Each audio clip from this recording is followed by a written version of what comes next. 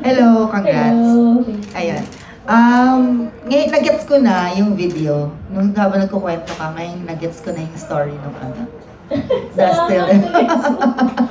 Salamat. When we first talk about your album, meron kang hesitations na baka hindi siya kagatin ng mga tao because of its genre. Ngayon, ano yung mga feedbacks na nare-receive mo from your fans, from people na nakabili na, gano'n?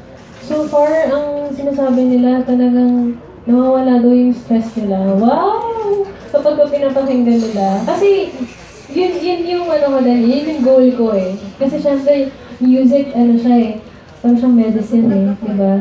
Na kapag pinapakinggan mo, talagang nawawala yung lahat ng worries mo. And natutuwa ako na na-achieve ko yung goal na yun, na ganun din yung effect niya sa tao.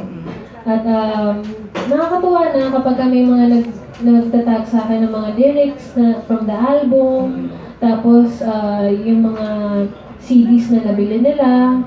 Parang may mga times na ang sarap ng pakiramdam na nagiging fuel siya para mas lalo ko pang pagbutihan yung ginagawa ko. Parang gumawa pa ako ng mga ibang bagay na related sa music. Kasi ano eh, nasabi ko naman sa inyo before na medyo nag-hesitate pa ako siyang ilabas. Tapos parang nasabi ko na hopefully malabas na, ma-release siya ng November pero hindi siya nangyari.